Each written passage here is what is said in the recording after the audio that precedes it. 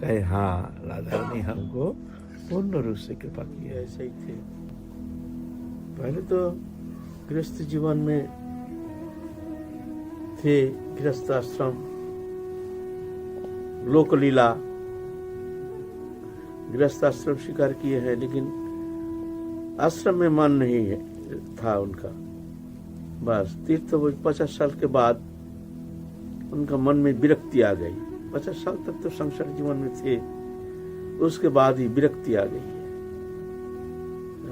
समस्त तीर्थ पर्यटन अकेला अकेला तीर्थ पर्यटन करते थे, कभी किसी को साथ लिया, बड़ा उदासीनता आ गई।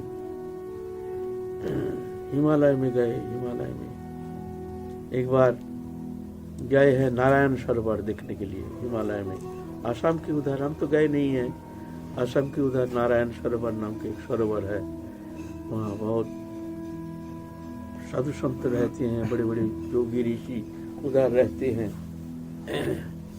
तो चलते चलते जंगल के रास्ता, चलते चलते जंगल का रास्ता,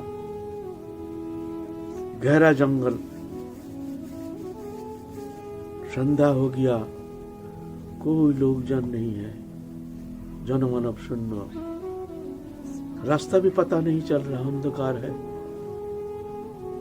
अभी से मान लो 70 साल पहले की बात है, 70-80 साल पहले की बात है। जंगल का रास्ता, आप बहुत घबरा गए, भाई कहाँ जाएंगे, कहाँ जा रहे हैं, उत्तर दिशा ना दक्षिण दिशा, पश्चिम दिशा ना पूर्व दिशा, हम कहाँ जा रहे हैं, किधर जा रहे हैं, कोई पता नहीं चल रहा। बड़े घबरा गए।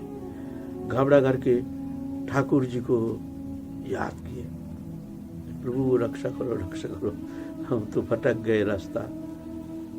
तो अचानक देखते हैं जंगल में एक ललटिन लेकर के, ललटिन है ना, ललटिन लेकर के कोई जा रहे हैं। सोचे एक आदमी जा रहा है, चलो उनके पीछे पीछे चलो। उनके पीछे पीछे चल दिए। तो लोकालिटी कहीं लोकालय जहाँ है वहां तो जाएंगे, चलो उनके पीछे पीछे चलो। कुछ दूर जा करके लालटेन अदृश्य हो गया। अरे अदृश्य हो गया, अब कहाँ जाऊं, जो दिख रहा था अभी दिखता नहीं है। तो सामने देखते हैं एक पुराना मंदिर। तो सोचे हैं मंदिर जब है तो जरूर यहाँ कोई लोग बसती है यहाँ। तो सोचे हैं आप रात को हम कहाँ, लोग बसती कहाँ है, पहाड़ी इलाका, यहाँ कहाँ लोग बसती, कहाँ ढूंढेंगे जंगल में, फिर दोबारा कहीं भटक जाएंगे। चलो इस मंदिर में आज रात्रि निवास करो, फिर सुबह उठ के फिर जो भी हो दिन में ढूंढ डाल के जैसे भी हो कुछ व्यवस्था करके। तो मंदिर में बैठे बड़े भूखे प्यासे, अचानक सुनते हैं कोई पाँव में पायल पहने हुए छुम छुम छुम छुम छुम छुम करके कोई मातृ जाति कोई आ रही है। कौन आ रही है जंगल में है? तो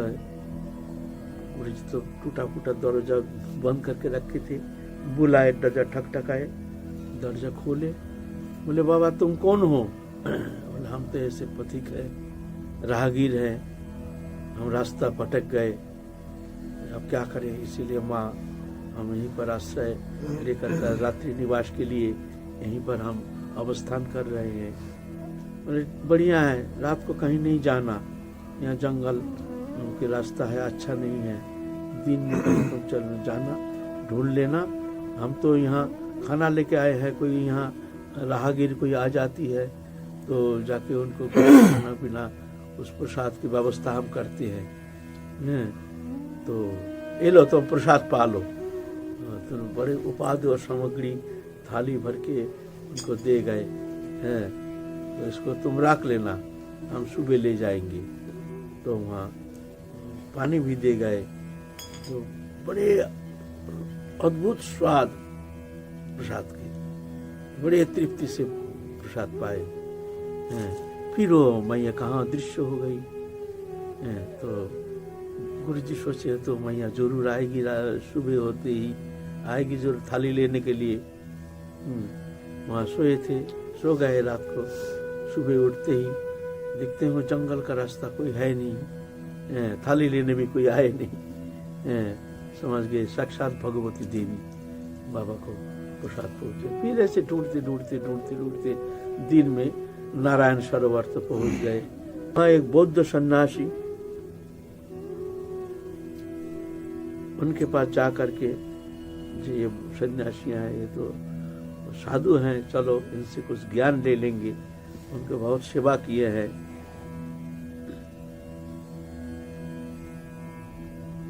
सेवा करने के बाद उनके दिखते जोग विभूति बहुत शक्ति सामर्थ्य महापुरुष है, त्रिकाल दृष्टा है। तो कब कहे आप हमको दीक्षा दीजिए। बोलता है हम तुम्हारे गुरु नहीं हैं, तुम्हारे गुरु है वृंदावन में, तुम वृंदावन में जाना। तुम हमारे बहुत सेवा की है, हमारे पास रहे, हमको अच्छा लगा तुमको, तुम बहुत अच्छे हो, अच्छा आधार हो, समय पर तुमको सब कुछ मिल जाएगा, तुम्हारी सिद्धि हो जाएगी, तुम भगवत प्राप्ति कर लोगे। लेकिन अब यहाँ से चले जाओ, अब यहाँ रहना नहीं, तुम्हारा बहुत सारे काम है, तुमको लौट के जाना है। तो बोलता है तुम हमसे कुछ मांगो। दीक्षा तो हम दे नहीं सकते, क्योंकि गुरु निर्दिष्ट है, तुम्हारा गुरु हम नहीं है, हम तुमको दीक्षा नहीं दे सकते, तुम्हारा मार्ग भी यहाँ नहीं है, अलग मार्ग है। तो गुरु जी कहते हैं देखिए हम लोग गोसाई हैं, गोस्वामी आचार्य वंश हैं, हम लोग उनको शिष्यों के घर जाना पड़ता है, दीक्षा देना पड़ता है, कुलो गुरु प्रथा, ऐसे बंगाल में उधर है कुलो गुरु, गुरु परंपरा। जो गुरु है उनके बेटा है वो फिर उनके दूसरा जनरेशन को दीक्षा देंगे, फिर उनके बेटा, फिर उसके तीसरी जनरेशन को दीक्षा देंगे। इस तरह से गुरु परंपरा। उन्होंने गुरु परंपरा, हमको तो गुरु गिरी करना पड़ता है, हमको तो दीक्षा देना पड़ता है, शिष्य के घर जाना पड़ता है, ज्ञान तो कुछ है नहीं।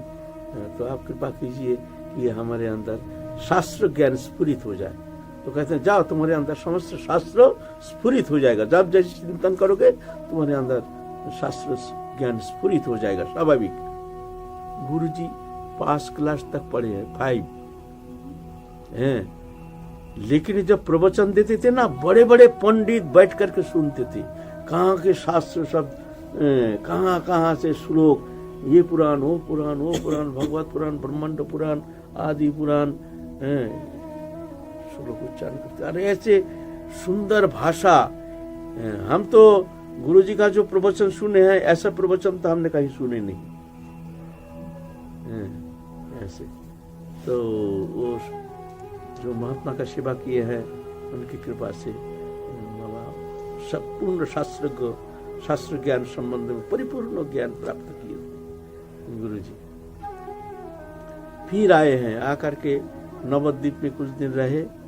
नवद्वीप में रह करके अब मन व्याकुल हो गया, संसार में मन नहीं लगता है, अब भजन करना है। भगवत प्राप्ति तो हुई नहीं, ये शरीर रहते रहते अगर भगवत प्राप्ति नहीं हुई तो जाके बहुत भारी नुकसान हो जाएगा। और ऐसे भी शास्त्र में है, पंचाशूर्ति बनंग ब्रजेत, शास्त्र में निर्देश है 50 साल के बाद उसको घर में रहने का अधिकार है नहीं। क्या करना चाहिए ना, जंगल चले जाना चाहिए। ये हमारे वैदिक शास्त्र जो है, चतुराश्रम, ब्रह्मचर्य, गार्हस्थ 50 साल तक, फिर वानप्रस्थ में जाना जरूरी है। वानप्रस्थ तो गुरुजी चिंता किए तो 50 साल तो हो गया, और थोड़ा सा ही समय बचा है। इस समय के अंदर इस जीवन में भगवत प्राप्ति नहीं हुई तो बहुत भारी भूल हो जाएगा। ना जाने संसार चक्र में बह करके, माया जाल में फंस करके कहां से कहां, कौन तरंग में बहा करके काल चक्र में कहां पहुंचा देंगे, कोई ठिकाना नहीं, कोई गारंटी नहीं। जो आगे हमारे लिए सुंदर एक मानव जीवन मिलेगा और हम वैराग्य लेकर के भजन करके भगवत प्राप्ति करके संसार से मुक्त हो जाएंगे। बोलते ऐसा दुराशा का मंत्र में तो मोहित नहीं होना, कोई गारंटी नहीं, काल चक्रो माया कहाँ से कहाँ ले जाएगा। इसीलिए शरीर रहते रहते ही इसी जन्म में कैसे भी हो संसार चक्र से मुक्त होने के लिए प्रयत्न करना चाहिए, जी जान दे करके। यही सबसे बड़ी बुद्धिमत्ता है, और कोई बुद्धिमत्ता है नहीं। तो गुरु जी सोचे कि अब हमको जाना पड़ेगा, भजन करना पड़ेगा। वृंदावन चले आए है गोवर्धन में सिद्ध बाबा थे, सिद्ध मनोहर दर बाबा, उनके शरण में आए हैं भजन शिक्षा करने के लिए। तो उनके सानिध्य में रह करके भजन शिक्षा प्राप्त किए हैं।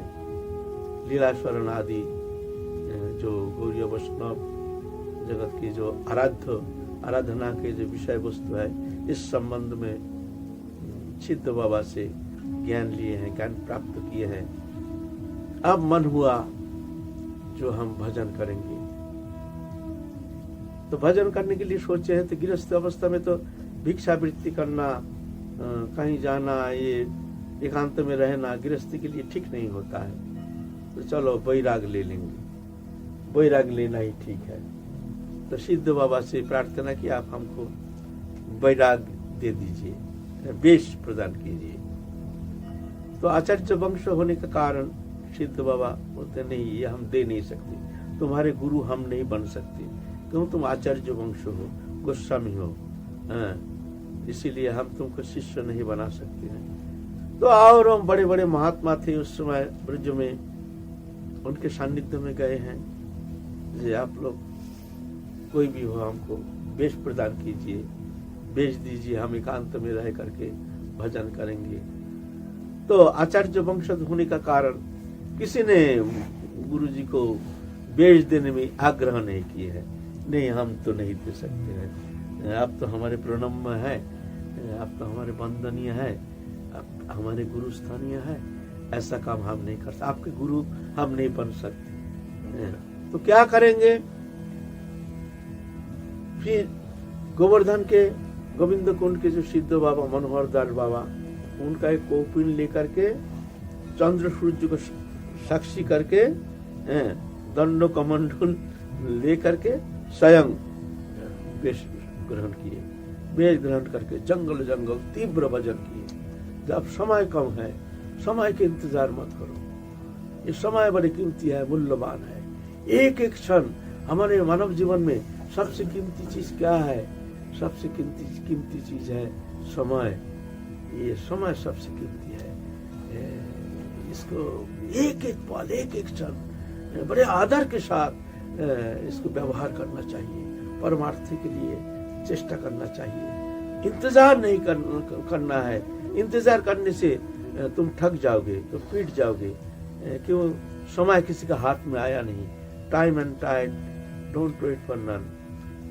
किसी के लिए इंतजार करता नहीं है समय।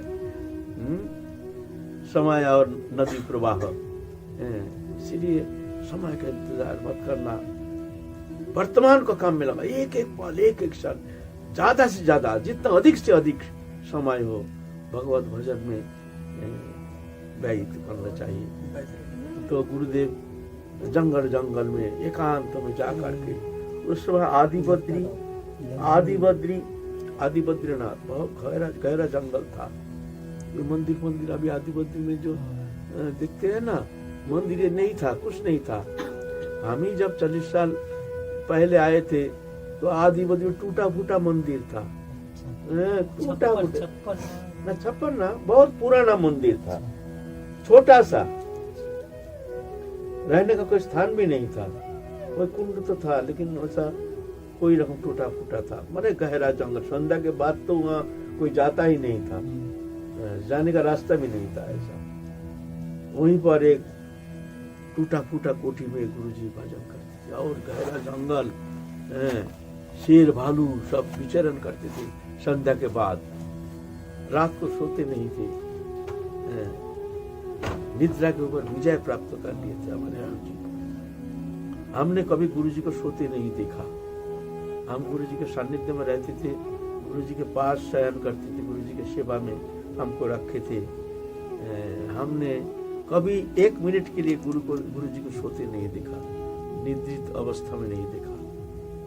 जब विजय प्राप्त कर लिए, हर समय भजन एकांत में जंगल में भजन कर रहे हैं। एक दिन उस समय तो घड़ी घड़ी थी नहीं, घड़ी जो समय देखने का, तो समय देखने का एक ही उपाय था, नक्षत्र जो है आकाश में जो तारा है उसकी अवस्थिति देख करके समय निर्धारण करते थे। माने यहाँ से यहाँ गया, इतना दूर गया है तो इतना बचता है। ऐसा पहले की ऐसा ही है, जो जब बहुत पुराना समय में घड़ी उड़ी जब थी नहीं तो तारका राजी के उसकी अवस्थिति देख करके समय निर्धारण करते थे। तो ऐसे ही गुरुजी उठ गए हैं रात को, कितना बचता है कोई ठिकाना नहीं, अंधकार, घनघोर अंधकार, गहरा जंगल। कमंडल लेकर सोचे हैं कि अभी स्नान दान करके भजन में बैठ जाएंगे। थोड़ा निकले हैं, देखते हैं दो तारा जैसे जल रहा है, जानवर जैसे सामने खड़ा है। भाई कौन है भाई सामने? और वो टकटकी लगा करके दिख रहा है, अंधकार है ना, जो आग जलता है। शेर है ना, एक शेर आ गया, भयंकर एक जंगली शेर आ गया। तो गुरुजी तो कमंडल लेकर के हुश हुश कर रहा, वो भागता ही नहीं, सामने ठहरा है। फिर कुछ समय ठहरा होकर के वो भाग गया, छलांग लगा करके जंगल में। तो दिखता जो विशाल एक शेर है। शेर भी भूल गया, हिंसा भूल गया। गुरुजी वो देख, अरे बाबा ये तो शेर कैसे ना जाने हमको छोड़ दिया। सामने आकर के शेर, गुरुजी खुद अपने मुख से हमको सुनाए, जानते हो भी ना, ऐसा हो गया, ऐसे एक शेर मिल गया। तो हंसते हंसते हमको मजाक से कह रहे थे, शेर ना हमको देख के भय पा गया, शेर भाग गया। फिर जाके शौच क्रिया आदि कर करके इस तरह से जीवन व्यतीत किए। जंगल कंदमूल आदि सब खाने का तो कुछ था नहीं, कोई व्यवस्था थी नहीं। इस तरह से गुरुजी आदि बुद्ध जी में, फिर तपोवन में, गहरा गहरा जंगल में तीव्र भजन किए। बहुत साल, कई साल तक भजन किए। कितना बचते कोई ठिकाना नहीं। तो प्रेम सरोवर में थे, रात को 1-2 बजे गुरुजी सोचते थे 3 बजे ब्रह्म मुहूर्त है, 3 बजे जाकर के नहाएंगे। 3 बजे नहाना ही प्रशस्त है। उसके पहले असुर काल कहते हैं, 12 बजे से लेकर के 3 बजे तक असुर काल कहते हैं। ये गृहस्थ लोगों के लिए, साधु के लिए नहीं। तो गुरुजी सोचते हैं 3 बजे के लिए, 3 बजे के समय तक इंतजार करना चाहिए स्नान दान करने के लिए। तो रात को 1 बजे कौन आके जगा देते थे, ए उठ, स्नान करके भजन में बैठ। बाहर आके देखते हैं कोई नहीं। रोज ऐसा, है उठ। ऐसे है महापुरुष लोग ना, ऐसे दैव शक्ति आकर के जगा देते हैं। फिर सोचे हैं जब ऐसे महापुरुष कोई जब अदृश्य दैव शक्ति जब हमको इस तरह से जगा रहे हैं तो स्नान कर लेना ठीक है। तो 1 बजे उठकर नहाती थी। 1 बजे उठ करके कुंडा में, प्रेमस्वर कुंडा में, उसमें जंगल था, वो कोठी था नहीं, तो जंगल में रहते थे। फिर अभी तो बहुत आश्रम हो गया, सुदामा कुटी आदि, ये तो हमारे सामने हो गया। हम जब आए थे उस समय जंगल था, गहरा जंगल था, उस समय कोई आश्रम था नहीं वहाँ। हम जब 35-40 साल पहले आए थे तो वैसा था। अभी तो बहुत सारे आश्रम हो गया। गुरुजी में भजन किए हैं। ऐसे कई साल तक गुरुजी ने, एक सेवक रहते थे उनके साथ, उनका नाम था अयोध्या दास। बस उनके ना हमारा इतना सौभाग्य हुआ नहीं। वो सुने हैं बहुत परम संत थे, बहुत परम एकनिष्ठ गुरु सेवक थे। गुरुजी का सान्निध्य छोड़ के कहीं गए नहीं। हर समय 24 घंटा सेवा में रहते थे, तत्पर रहते थे। और उनका ऐसी सिद्धि आ गई थी, वो अयोध्या दास, गुरुजी का प्यास लग गया, वो जान गए थे, जान जाते थे। बाबा आप पानी पिएंगे? हाँ थोड़ा सा प्यास लग गया है, पानी लेके हाजिर हो गए। बाबा सोचते हैं थोड़ा शौच क्रिया के लिए जाएंगे, तो आके हाजिर है कमल में पड़े, बाबा आप शौच जाएंगे? ऐसे ऐसे सिद्धि आ गई थी। ऐसे आ जाए गुरु सेवा में, महत सेवा में बहुत जल्दी भगवान प्रसन्न होते हैं। ऐसे सेवा करके वो बहुत आगे निकल गए थे, लेकिन अल्प उम्र में क्या जाने क्या आजा जैसे हो गया और शरीर छोड़ दिया। प्रेम सरोवर में शरीर छोड़ दिया। गुरुजी बहुत दुखी हो गए, एकमात्र सेवक चले गए, अब कौन सेवा में रहेगा और उसका क्या गति हुई। तो भगवान ने राधा रानी के चरण में निवेदन किए, हे राधा रानी, ये हमारे बहुत सेवा किया है, लेकिन इसका क्या गति हुई समझ में नहीं आया। इसका तो भला हुआ नहीं, क्या हो गया, इसका क्या गति हुई। ऐसे राधा रानी चरण में प्रार्थना करके सो गए हैं। रात में राधा रानी आकर स्वप्न में कह रहे हैं, तो उसके लिए चिंता मत कर, वो तेरा पहले ही मेरे सेवा में वो पहुंच गया है। तेरा पहले ही वो हमारे नित्य सेवा में प्रवेश कर गया। बहुत सेवाएं अंतर, अगर महापुरुष का सेवा करने का मौका मिल जाए तो किसी भी कीमत पर भजन छोड़ करके भी अगर इसे सेवा करने का प्रयत्न करें तो ये सर्वोत्तम उपाय है। ये सबसे उत्तम उपाय है, सरल उपाय है, बिना साधना, बिना जप तप उपासना, एकमात्र उनकी प्रसन्नता से, उनकी कृपा से समस्त प्राप्त करने में समर्थ हो सकते हैं। तो ऐसे तो गुरु कृपा प्राप्त किए हैं गुरु जी, लेकिन मन में बड़ी अशांति, कोशिश कर रहे हैं, दिन नहीं रात नहीं, रात में निद्रा नहीं। हम गुरु जी के पास अंतिम समय में गुरु जी के सानिध्य में रहते थे, जंगल में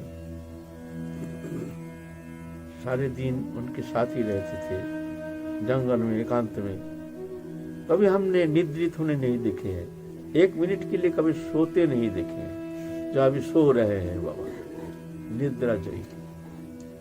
इतना कठोर साधना किए है, निद्रा के ऊपर विजय प्राप्त कर लिए हैं।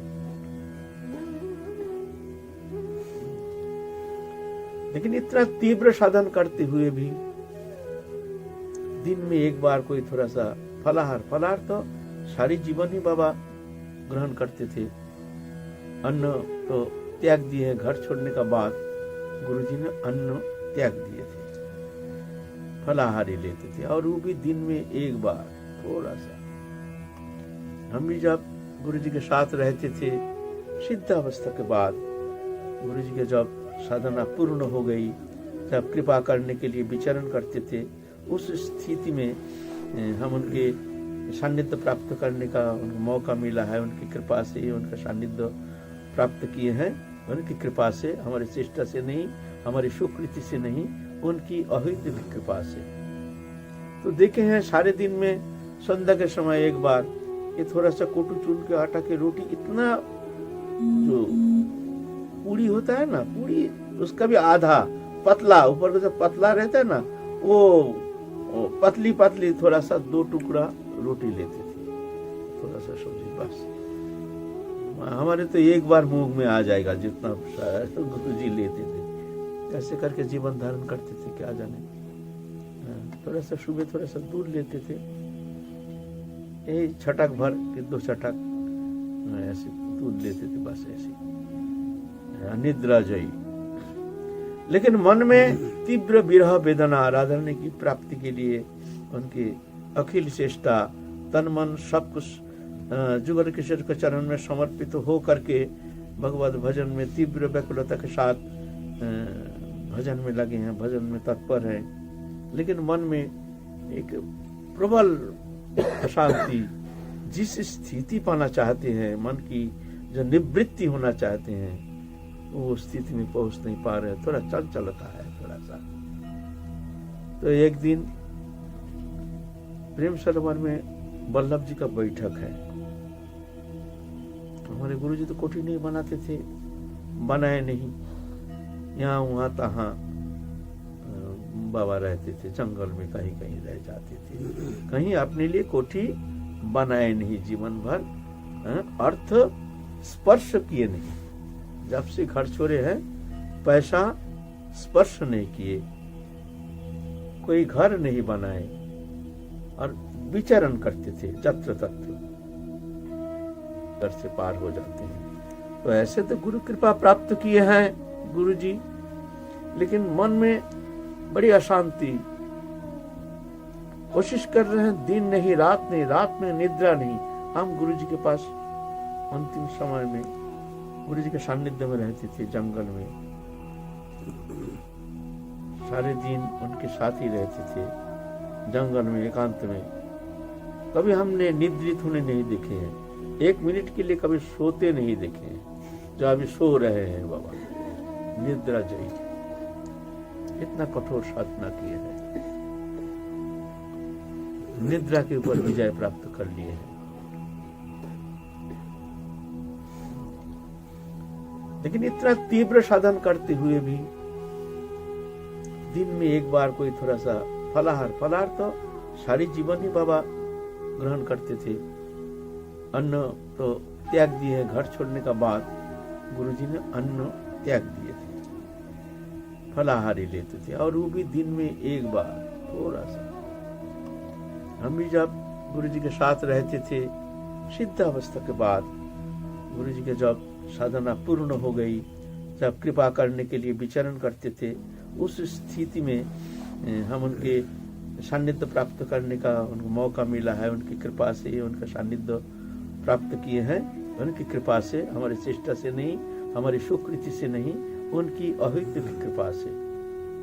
तो देखे हैं सारे दिन में संध्या के समय एक बार ये थोड़ा सा कोटू चून के आटा की रोटी, इतना जो पूरी होता है ना, पूरी उसका भी आधा पतला, ऊपर का जो पतला रहता है ना, वो पतली पतली थोड़ा सा 2 टुकड़ा रोटी लेते थे, थोड़ा सा सब्जी, बस।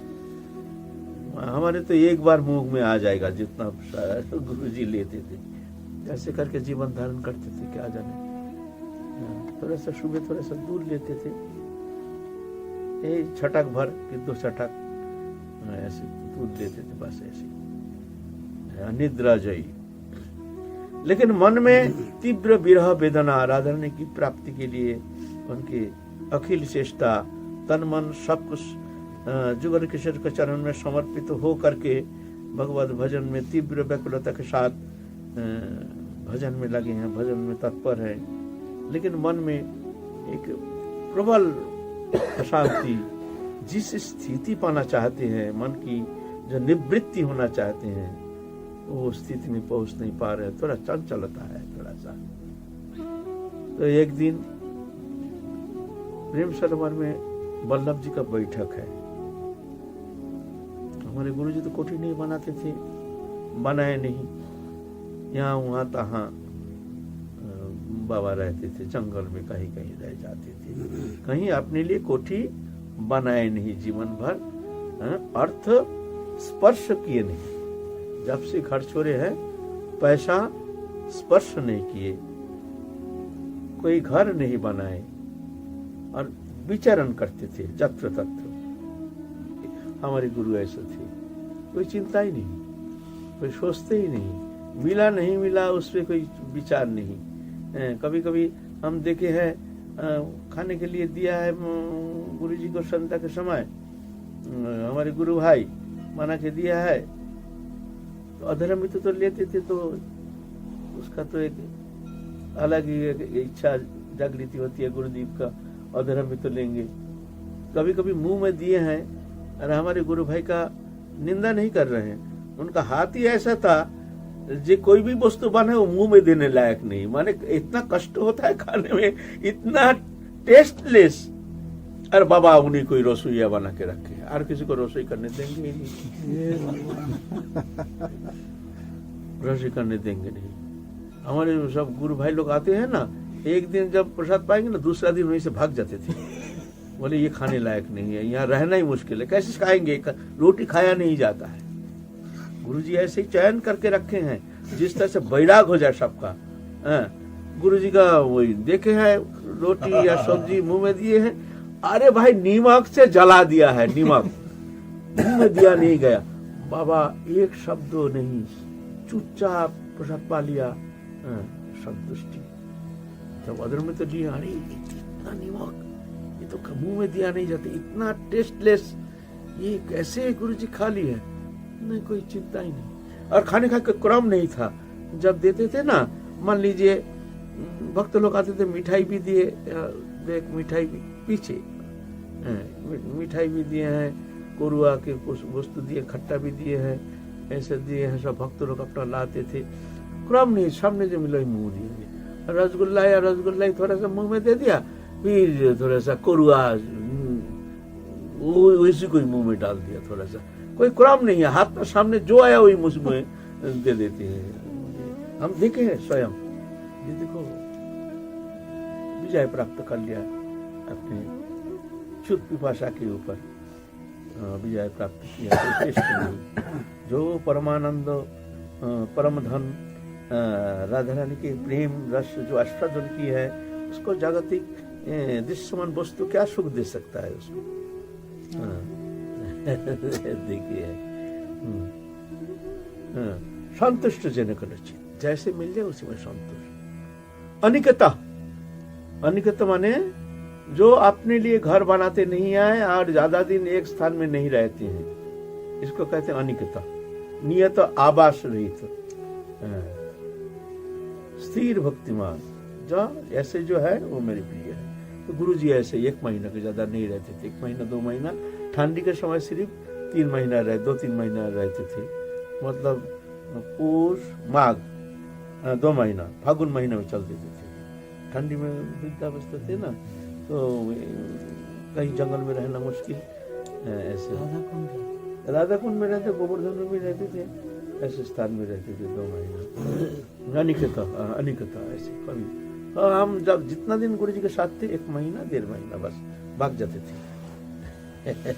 जंगल जंगल, वो भी ये नहीं कोई आश्रम फाश्रम नहीं, आश्रम तो था गुरुजी के राधा कुंड में पीछे, लेकिन आश्रम में नहीं रहते थे, कोई पेड़ के नीचे, कोई जंगल में, पेड़ के नीचे जंगल में रहते थे। आश्रम है नहीं, आश्रम में रहेंगे नहीं। गुरुदेव तो बस मन हुआ उठ के चल देते हैं, किसी को कहेंगे भी नहीं कहाँ जाएंगे, सुबह होते ही उठ करके डंडा लेकर चलना शुरू कर देते हैं। बाबा आप कहाँ जा रहे हैं? अरे कहीं जाएंगे। सीतानाथ प्रधान सेवक थे, अरे बाबा आप जाएंगे कहाँ? नहीं नहीं भाई यहाँ रहना नहीं है, मैं जा रहा हूँ। अरे जल्दी जल्दी आप 2 मिनट रुकिए, 2 मिनट रुकिए, तेरा झोला झंडे कुछ सामान सट्टा लेकर के पीछे पीछे जा रहे हैं, चलना शुरू कर देते। श्री गुरुदेव इस तरह से कठोर साधना किए हैं, साधना करके प्रेम सरोवर में आए हैं, भजन करते हुए बैठक में, वल्लभाचार्य जी के बैठक में, वहाँ वल्लभाचार्य जी स्वयं एक बार आविर्भूत हुए। रात को सो रहे थे, दिव्य सौम्य दर्शन, मुंडित मस्तक, बड़े दिव्य दर्शन। कौन है आप? मैं वल्लभाचार्य हूँ। तो प्रणाम किए, साक्षात वल्लभाचार्य जी। तो बोलो कैसे भजन हो रहा? तो गुरुदेव कहते हैं भजन तो हो नहीं, मन चंचल है, भजन होता नहीं, ठीक ठीक चिंतन होता नहीं है। तो वल्लभाचार्य ऐसे कहते हैं कि वल्लभाचार्य ने एक अक्षर एक मंत्र दिए हैं गुरु जी को, जिसको तुम जपना, इसमें तुम्हारा मन शांत हो जाएगा। ऐसा एक मंत्र प्रदान किए हैं। श्रीजी गोस्वामी जो थे नवद्वीप के, उनको हमारे गुरुजी कह के गए हैं। श्रीजी गोस्वामी ने हमको कहा है ये बात। फिर उस मंत्र जपने के बाद उनका मन बहुत निश्चल हो गया, स्थिर हो गया, शांत हो गया। फिर विठल नाथ जी आए वहीं पर, वही प्रेम सरोवर के बैठक में। विठल नाथ जी ऐसे दिव्य दर्शन देख करके प्रणाम किए। आप कौन है? आप कैसे आए यहाँ? नहीं मैं विठल नाथ जी हूँ, मैं तुमको एक कंठी देना चाहता हूँ। आप तो कंठी लेके आए हैं। गुरुदेव देखते हैं ये कौन सा परीक्षा है हमारे लिए, कंठी तो हमारा है, गुरु कर्म तो हमारा हो गया है, है तो कंठी बोलते हैं आशीर्वाद की कंठी हमको नहीं चाहिए, कंठी तो हमारा है, आप आशीर्वाद कीजिए, राधा रानी के चरण में हमारा मन निश्चल हो जाए। तो प्रसन्न होकर के आशीर्वाद करके अंतर्ध्यान हो गए। फिर वही प्रेम सरोवर में राधा रानी साक्षात गुरु जी को दर्शन दिए, पूर्ण रूप से कृपा की है, शांत हो गए हैं, तृप्त हो गए हैं, निश्चल हो गए हैं। साधना की परिसमाप्ति और स्थिति राधा रानी कृपा करके उनको प्रेम सरोवर में प्रदान की है। ये कहे गए हैं गोवर्धन के जो प्रियाचरण बाबा थे, बड़े उच्च कोटि के महात्मा, हमारे गुरु जी के मित्र जैसे थे। तो प्रियाचरण बाबा एक दिन उनसे प्रश्न किए हैं, जी गोसाई जी आप सत्य बात कहिए, झूठ मत कहिए। कहेंगे तो हम जो कहे जिज्ञासा करेंगे, आप बोलेंगे तो? बोले हाँ हाँ जरूर जरूर सत्य कहेंगे। बोलिए हम आपको राधा रानी कृपा किए हैं कि नहीं, दर्शन दिए हैं कि नहीं? तो प्रियाचरण बाबा जी को कहे हाँ राधा रानी हमको पूर्ण रूप से कृपा किए हैं। तो प्रियाचरण बाबा हमको कहे हैं, हमारे गुरु जी हमको कहे नहीं, प्रियाचरण बाबा हमको कहे हैं। उसके बाद उनका प्रचार लीला सब जंगल जंगल रहते थे, अपने मंडली लेकर के गांव गांव में जा करके हरि नाम प्रचार करते थे, श्रीमद् भागवत प्रचार करते थे। ऐसे इस तरह से कभी राधा कुंड, कभी तपोवन, ज्यादातर जंगल में रहते थे, आश्रम में रहते नहीं थे। जब गिरिराज तराटी में रहते थे वहां हमारे आश्रम है, आश्रम में रहते नहीं थे, जंगल में। हम गुरु जी के साथ रहते थे, छोटी सी झोपड़ी, जंगल था उस समय, गहरा जंगल था। ऐसा देखे हैं कभी, हम तो बाहर रहते थे, भीतर जाते नहीं थे, गुरुदेव अकेला रहते थे। भीतर में देखते हैं जो हंस रहे हैं, बोल रहे हैं, कैसे कैसे जो कितना जन आए हैं, बात कर रहे हैं, गुरुदेव हंस भी रहे हैं, प्रश्न उत्तर कर रहे हैं। हमने कभी कभी सोचे भाई कौन आया, इतने सुबह तो किसी को आना नहीं चाहिए, इस भीतर में प्रवेश करना नहीं चाहिए, गुरुदेव को ऐसे डिस्टर्ब करना तो उचित नहीं। तो नाराज होकर काम जाके देखते थे कौन आया है, कोई नहीं, गुरुदेव निश्चल होकर ध्यानस्थ होकर के बैठे हैं। ध्यानस्थ होकर के। ऐसे कितना बार हम भ्रमित हो गए। एक बार नित्यानंद त्रयोदशी था, एक गुफा में बाबा रहते थे और हम तो दरवान थे बाबा का। हम दरवाजे में रहते थे, कोई आ जाए भीतर प्रवेश कर जाए बाबा को, कोई असंतुष्ट हो जाए बाबा, तो हम वहां रहते थे। एक दिन देखते हैं बाबा बहुत नाराज होके जोर जोर से बोल रहे हैं, झगड़ा कर रहे हैं जैसे किसी से।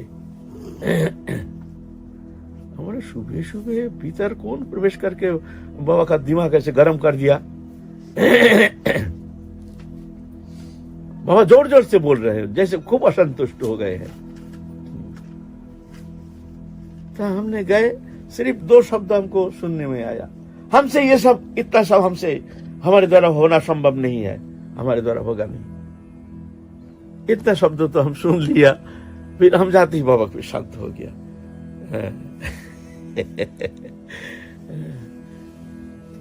तो हमने सोचा जो ये तो दिव्य लोक का संदेश है, ये तो हमारा अनुप्रवेश है नहीं, होना संभव नहीं। शायद ऐसा होगा, नित्यानंद प्रभु आए थे, तुमको और कुछ सबको कल्याण करना पड़ेगा, जाना पड़ेगा, मानव कल्याण के लिए तुमको आगे आना पड़ेगा। तो साधक क्या होता है, जब मन निश्चल हो जाता है ना, तो प्रचार प्रचार कुछ अच्छा नहीं लगता है उसको, बात करना भी अच्छा नहीं लगता है, भाषण देना भी अच्छा नहीं लगता है। मन इतना निश्चल हो जाता है, वो चाहता है एकांत में रह करके मैं डूब जाऊं भगवत चिंतन में। लेकिन भगवत इच्छा, भक्त के द्वारा कुछ कराना चाहते हैं, कुछ प्रचार कराना चाहते हैं, दूसरे का मंगल कराना चाहते हैं,